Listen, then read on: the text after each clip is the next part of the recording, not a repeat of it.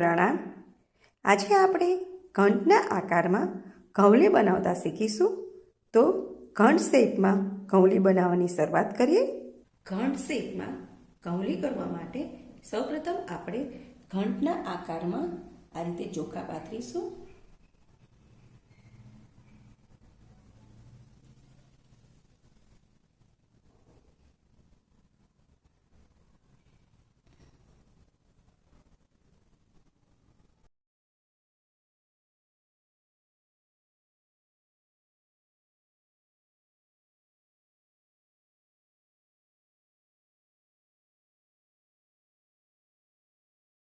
આ રીતે ઘંટના આકારમાં ચોખ્ખા પથરાઈ ગયા છે.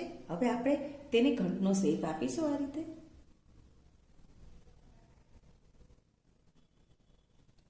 આ રીતે ઘંટના શેપમાં ચોખ્ખા પથરાઈ ગયા છે. હવે આપણે ઘઉંલી બનાવવાની શરૂઆત કરીશું. સૌપ્રથમ આપણે અહીંયાથી ઘઉંલી બનાવવાની શરૂઆત કરીશું. આ રાઈટ સાઈડ ડાઉન કોર્નર છે ત્યાંથી શરૂઆત કરીશું. આ રીતે જે શેપ છે એ પ્રમાણે જ તમારે આગળ વધવાનું છે, જેથી બહારનો શેપ વિખાઈ ન જાય.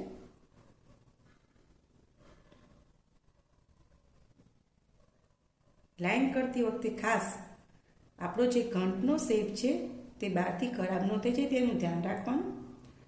અહીંયાથી શરૂ કરી આ લાઈન અહીંયા સુધી લઈ જવાની છે. ત્યારબાદ બીજી લાઈન અહીંથી શરૂ કરવાની છે. આ રીતે આમ કરી આ રીતે અહીંયાથી બીજી લાઈન શરૂ કરવાની છે, જે અહીંયા સુધી લઈ જવાની છે. ત્રીજી લાઈન છે જે અહીંયાથી શરૂ કરવાની છે, જે અહીંયાથી લેવાની છે. આ રીતે જે શેપ છે એને તમારે ફોલો કરીને નીચે આવવાનું છે. આ રીતે હવે અહીંયાથી આપણી ફોર્થ લાઈન લઈશું. આ રીતે આપણી ફર્સ્ટ લાઈન ફિનિશ થઈ ગઈ છે. હવે આપણે સેકન્ડ લાઈનની શરૂઆત કરીશું. આ ફર્સ્ટ લાઈન આપણી આ હતી અહીંયા સુધી.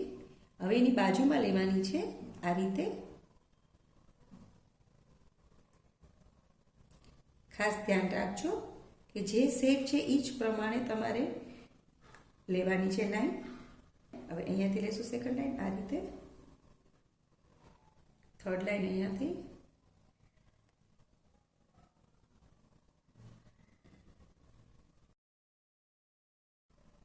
ફોર્થ લાઈન અહીંયાથી,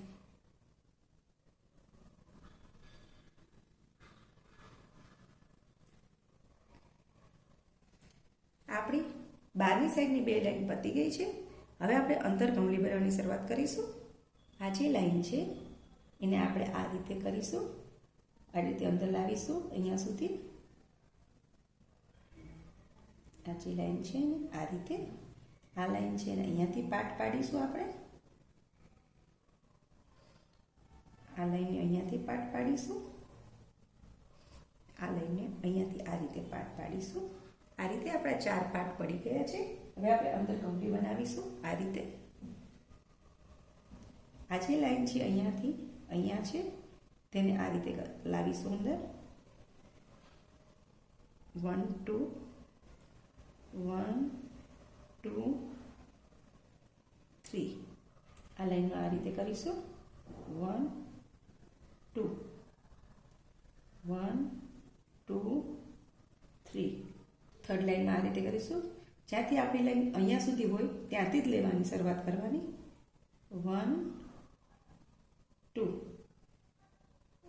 1 2 3 અહીંયાથી લેશું લાઈન. 1 2 1 2 3.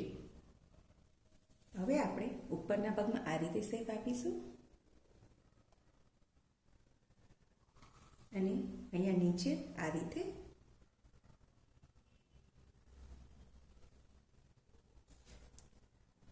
થોડાક ચોખા મૂકીશું અને આ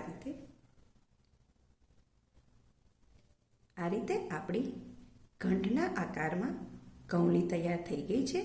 આ રીતે આપ બનાવશો તો ખૂબ જ ઇઝી રીતે બનાવી શકશો. પ્રણામ.